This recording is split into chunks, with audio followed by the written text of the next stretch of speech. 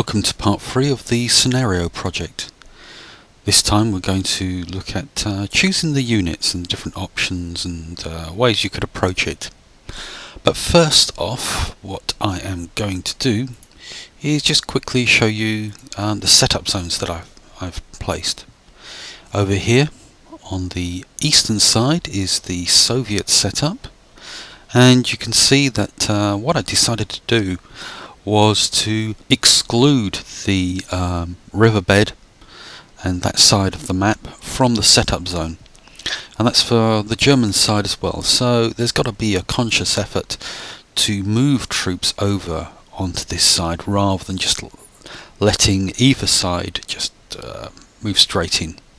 I must admit, contemplating restricting this even further, so there's just a much smaller width of area that the setup zone lies in, as if the troops have come in from both these directions towards the village. But I'll think about that a little bit further and probably adjust that later on in another video. One of the other things I wanted to do before we get on to the units is to actually go into the units and look at fortifications. Now, because this scenario is about a village that was previously occupied by the Germans and the Soviets at different points, there's some battle damage to it, plus also I think there ought to be a little bit of fortifications left behind by both parties. Now, the way I'm going to do this is a little bit different. So anyway, we're on the axis, so I'm going to purchase some foxholes, and I'm also going to purchase some bunkers, but I'm only going to take 2. So I've clicked on the bottom one, and now I'm going to hit delete, delete, delete. So I've got 2.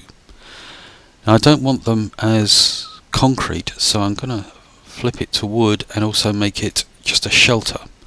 I'm going to do that for both. Make sure that's okay. Okay, foxholes. That's, you get 10 in a pack, I think it is 2, 4, 6, 8, 10, and I don't really want that many. I'm thinking in terms of maybe 4 would be more than enough. So okay, now all of these are going to be in the village or on the boundary. Right, here we are with the village, and you can see it's automatically placed our fortifications in the German side. Now, as I said, I'm going to have some Russian ones as well. Unfortunately, you can't have generic fortifications. So the way I'm going to do it is like this. The Germans one I'm going to place on the eastern side of the village. So as the Soviets move in, they will spot these first.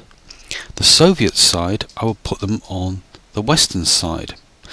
Now, this means that, say for the Soviets, like I said, as they approach and move into the village, they will see the German ones, but they will always know about the Soviet ones. And it's vice versa for the Germans. So they will always see the German ones, and as they move into the village, they will come across the Soviet ones. Now, first of all, I've hit on a bunker, and I actually want a bunker in the village as part of the HQ. So I've been sort of pondering whether to maybe have one there, but I think one here might be good on this corner.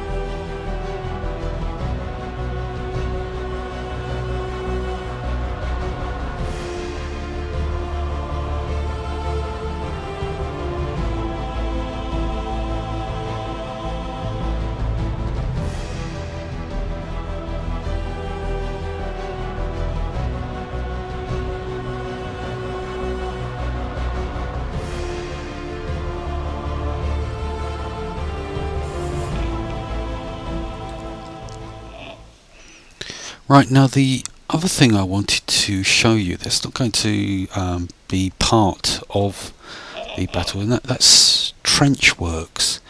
Some people do have a little bit of trouble in how that works in changing their directions. So here we've got some trenches. Okay, so pretty much you end up with a straight line. If you move that here, you can see that this is the default. Now, how do you get them to be a straight line like that? And it's quite simple. You just move them quite close to each other and they change direction.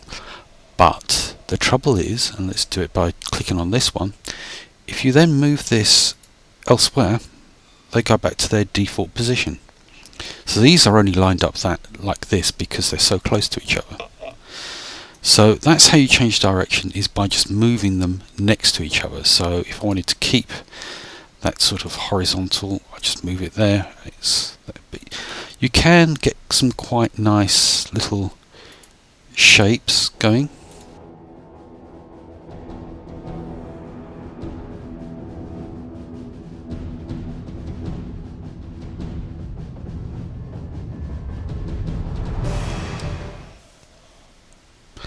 What I want to do now is just spend a few minutes on unit purchase, what the options are, and maybe a couple of approaches. You don't have to follow what I say, but just to start giving yourself a feel for it. Now you might already have an idea when you're making a scenario. I've certainly got that in my mind, the sort of forces that I want to use in this scenario for the Soviets and the German side. But that may, through testing, actually change. I might increase forces for one side or decrease them, or anything. There's various little subtle combinations we can look at in a few minutes. You might prefer to start off actually using the sort of points purchased ratio that Combat Mission uses in QB battles. The way to do this is a little bit of groundwork for yourself. And you will need probably pen and paper. That you could probably get away with screenshots if you want to do it entirely electronic. So anyway, let's come out of this. I'm going to quick battle.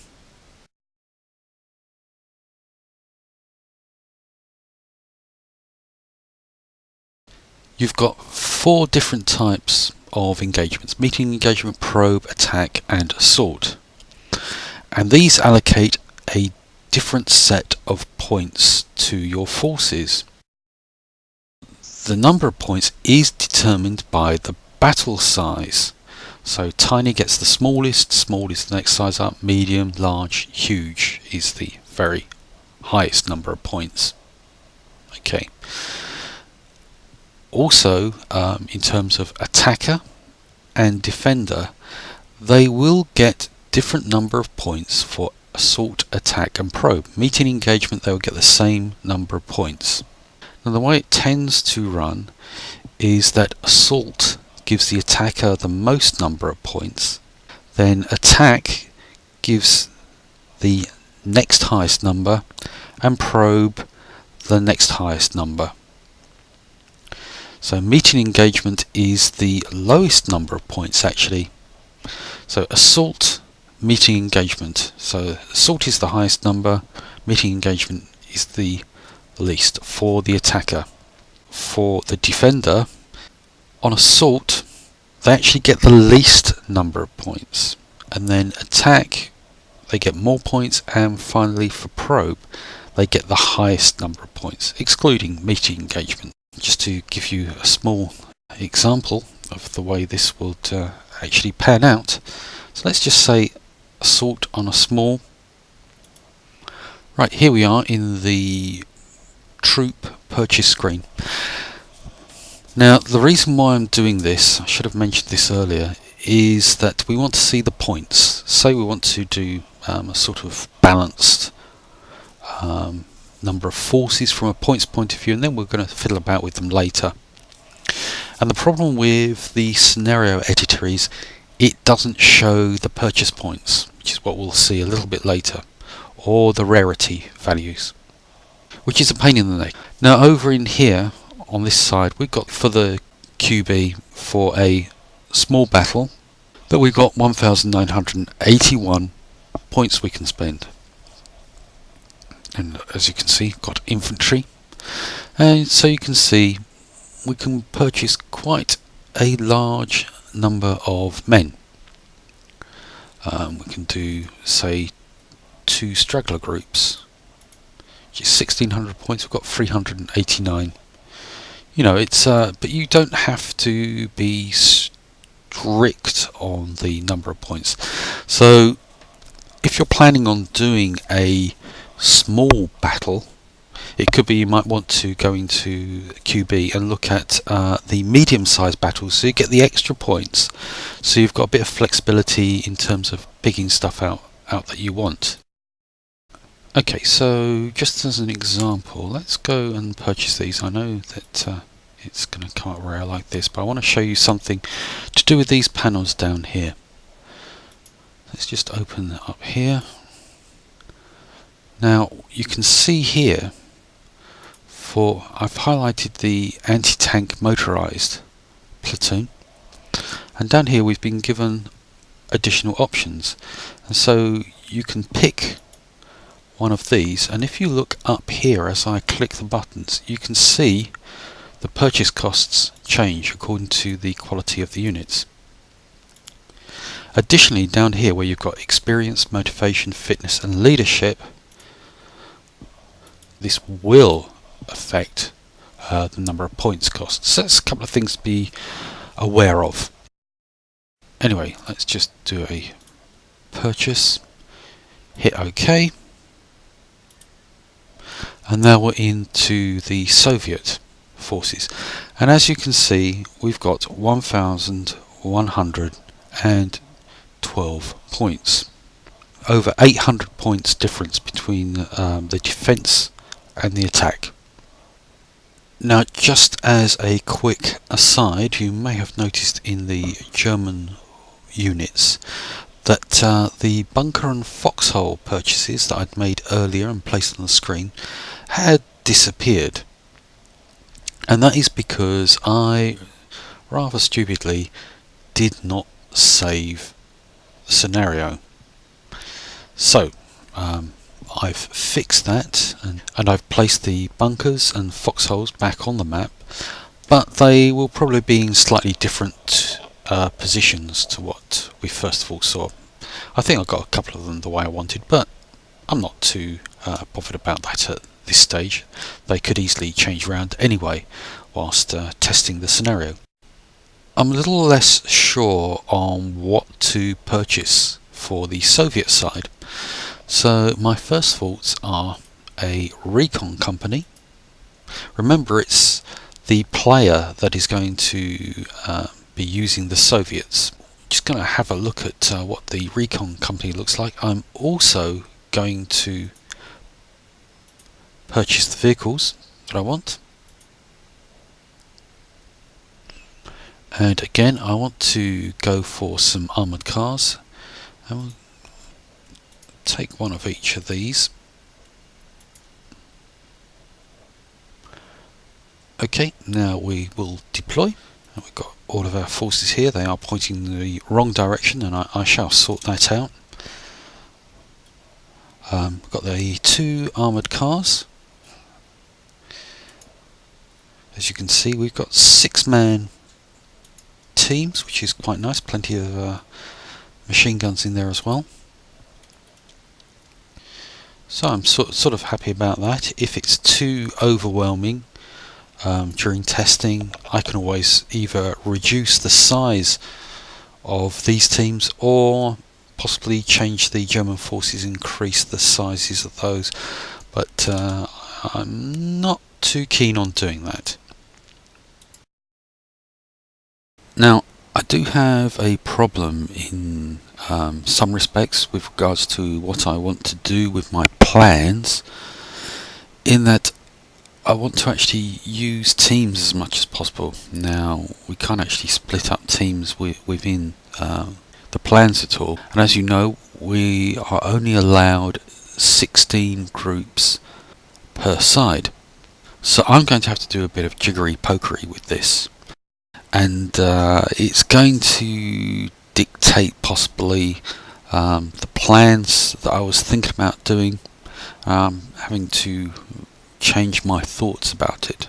But anyway, let's get on with this. If we look at all the individual units, we have what, 2, 4, 6, 6, 12, 8, 18, 24, 25, 26, 27 separate units. Now I want to keep the vehicles separate, so, and outside the infantry, so that's going to be 2. The headquarters team as well, I want to keep as separate, so it's going to be 3. Now this means, how am I going to do this with all the different squads?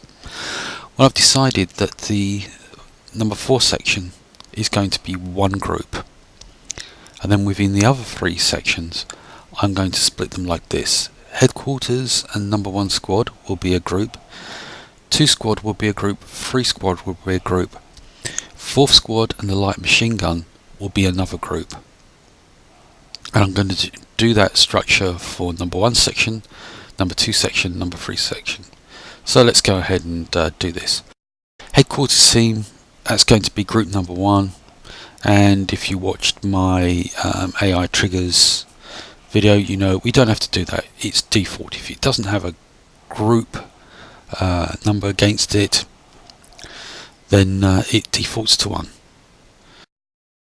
We'll make this 2, this 2, this will be 3, this will be 4, 5 and 5. So this will be 6, 6, 7, 8 and finally 9, whoops, and 9. Now the way I did that was I pressed the F1 key twice to get the 9. So do this again. It says F2 twice. Okay. Now the whole section here is going to be one group.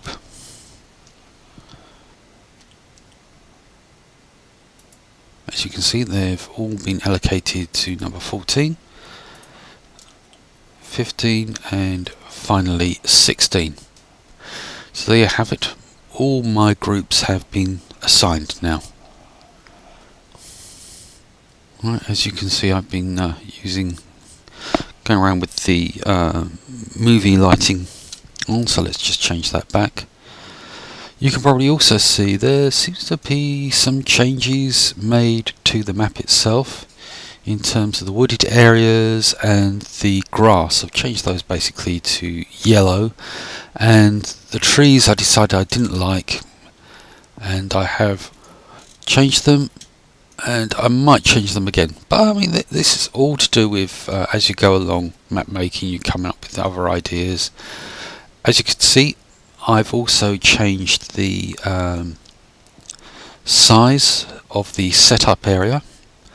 While I'm here, let's just actually tidy this up to get all the units on here. Got the A2 here, which is the second group, 5, 5, 4, 3. So that all looks fine. Finally got 16 and 15. So quite happy about this. And the next thing to do is to run a quick initial test. To do this test, I've set it up so that it is a 2-player hot seat. So I will be doing both the Germans and the Russians. the importance of this phase now is that I just want to get a general feel for the terrain.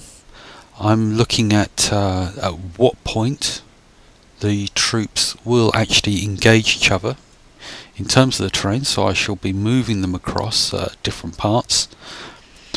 Also, I'll be doing further tests just to have a look at where they meet up, where they find contact, if they go down the riverbed, and I'm looking for general map problems that might be. Overall, I want contact to occur in the majority of cases around the outer edges of the village itself. As I said, in these early tests, I want to test out the environment, and also the forces, whether the first feel as to whether the forces are pretty much balanced and will do what I want. The actual movement of the forces, I'm not going to run it as a normal battle because of this level of testing. They're just going to move quickly towards each other. Because it's the German forces that will be run by the computer AI with my plans. They are the ones that I will watch closely the most in terms of any obstacles they might encounter. I've obviously got to be a little bit careful that I don't want to unbalance the forces or the map if I intend to have this used also for head-to-head, or I create Soviet plans. But that said, there is nothing wrong with actually making a challenging, unbalanced scenario, as long as both players realise. The testing at this phase is rather crude and basic in terms of what I'm asking the troops to do, but it suits my needs. Again, you might be thinking to yourself, well, I wouldn't bother with all this rubbish, all this testing, it's boring. I'd wait until I've got all the plans done and then I just hand it over to my testers and let them sort it out. Well, there's a couple of problems with that. In that unless you have an extremely patient tester or testers, they will tend to get bored pretty quickly having to redo the battle again and again. Now obviously if you are a superhuman genius at building maps and getting everything absolutely right virtually first time, that probably isn't going to be much of a problem. But for ordinary people like myself, it is. And you want to have your testers test your scenario when it is virtually finished, when you can't think of any problems there might be with it. And the last thing you want is them to get fed up and bored over changes you're making to the map and to the forces that could have been done while you've done your own testing. The boredom level of people can range quite easily from maybe 2 games to 5 or 6 games, and they've got to understand themselves that it could be halfway during a game that you might turn around, if you're doing it with them, that you turn around and say, oh, let's abandon this because this isn't working, I want to go back to the beginning.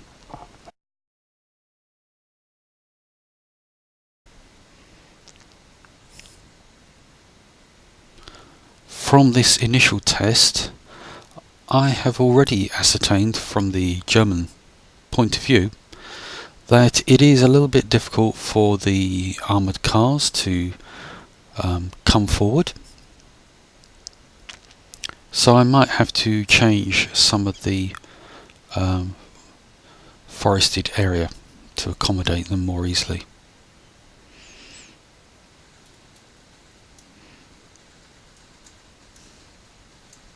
One of the other things that is being highlighted to me in this test is that the possibility of the forces that I've used, there's maybe a bit too many of them.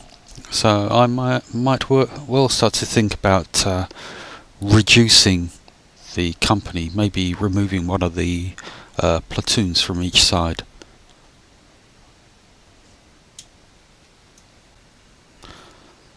So I'm now going to go away and run several more tests, make probably a few little changes to the terrain for the German side, and see how that plays out. Thanks very much for watching.